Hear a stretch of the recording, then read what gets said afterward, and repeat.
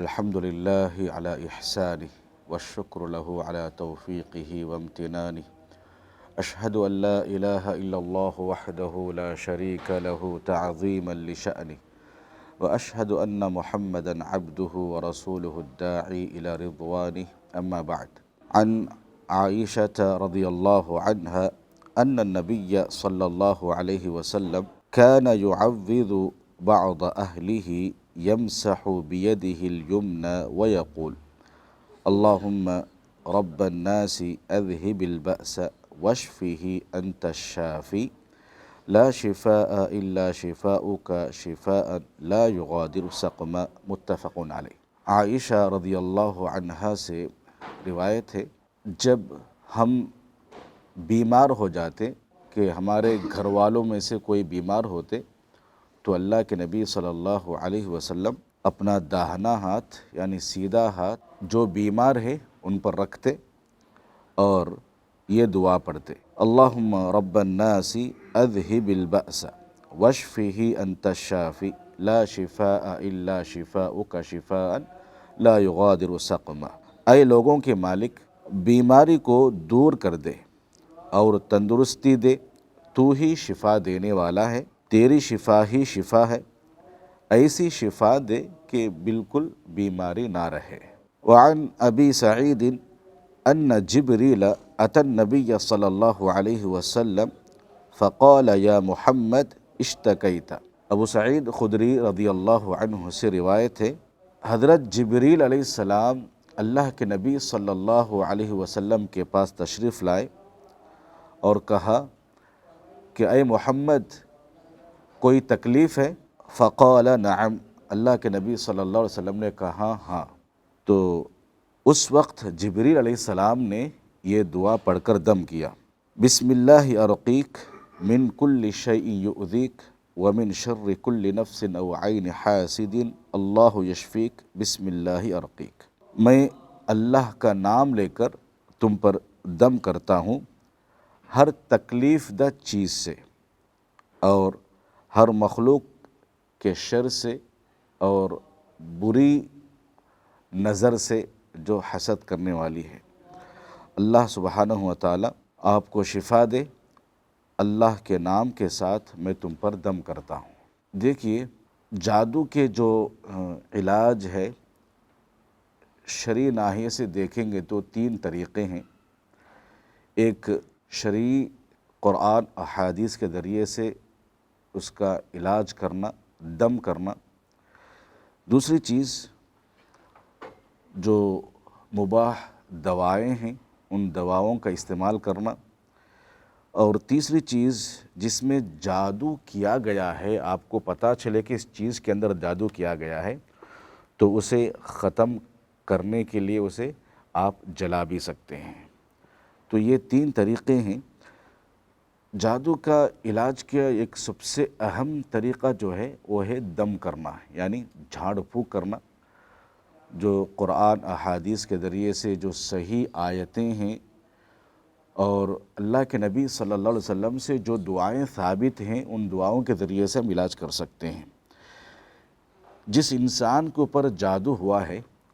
تو اس پر ہم سورہ فاتحہ، آیت الکرسی، سورہ کافرون، قل یا ایھا الکافرون، قل هو اللہ احد، قل اعوذ برب الفلق اور قل اعوذ برب الناس، یہ صورتیں یا آیتیں پڑھ کر ہم دم کر سکتے ہیں. اور اس کے علاوہ قرآن مجید کے اندر چند صورتیں ایسی ہیں جس میں جادو کے تعلق سے آیتیں ہیں، جادو کے ریلیٹڈ جو آیتیں ہیں، جیسے سورہ اعراف میں ہے، سورہ یونس اور سورہ طٰہٰ کے اندر جو جادو کے ریلیٹڈ جو آیتیں ہیں ان آیتوں کو بھی ہم پڑھ کر دم کر سکتے ہیں. سورہ اعراف کی جو آیتیں ہیں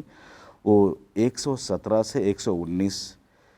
ان آیتوں کو ہم پڑھیں گے تو اس کے اندر جادو سے تعلق ہے. ان آیتوں کو پڑھ کر ہم دم کر سکتے ہیں. اور دوسری جو سورہ یونس ہے، آیت نمبر 79 سے 82 تک، جس کے اندر سورہ یونس کی جو جادو سے متعلق آیتیں ہیں، ان آیتوں کو پڑھ کر ہم دم کر سکتے ہیں. اور اسی طریقے سے سورہ طٰہٰ کی وہ آیتیں جو 60/5 سے 60/9 تک ہے، 65 سے 69 تک، یہ آیتیں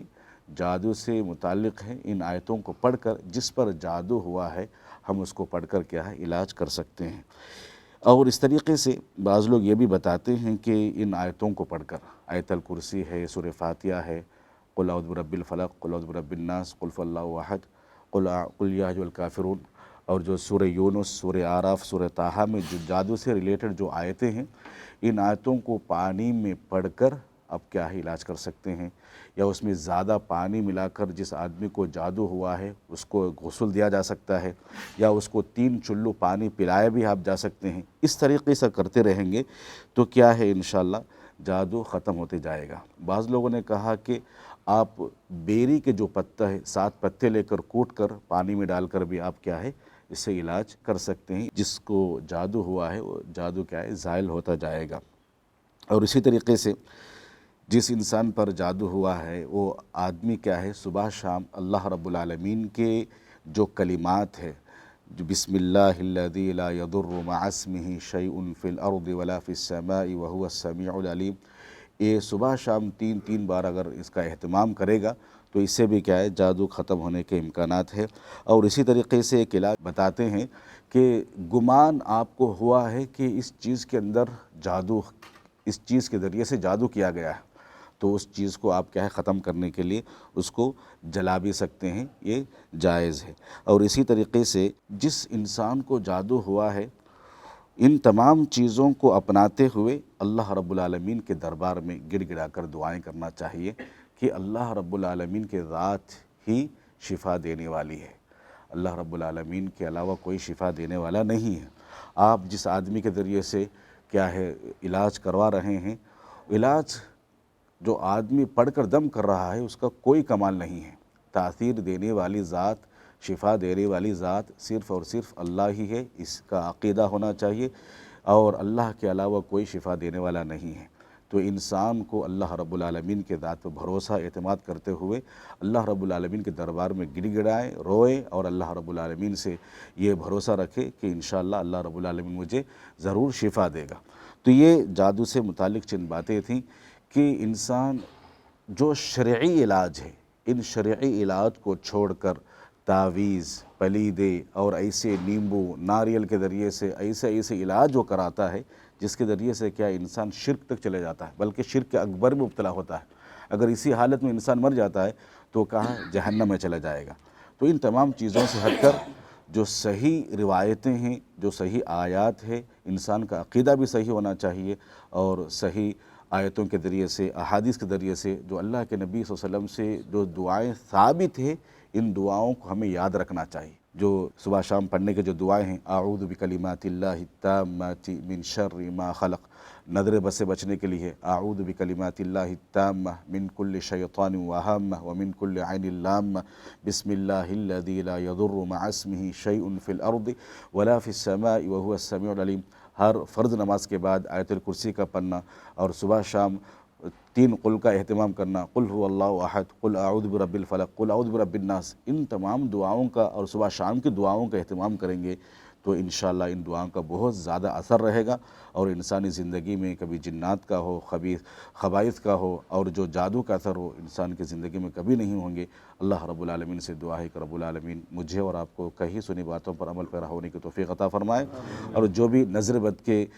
جو پریشان ہیں جادو کے اثر سے اور نظر بد سے، تو شرعی علاج ہمیں کرنے کی توفیق عطا فرمائے، آمین۔ السلام علیکم ورحمۃ اللہ وبرکاتہ۔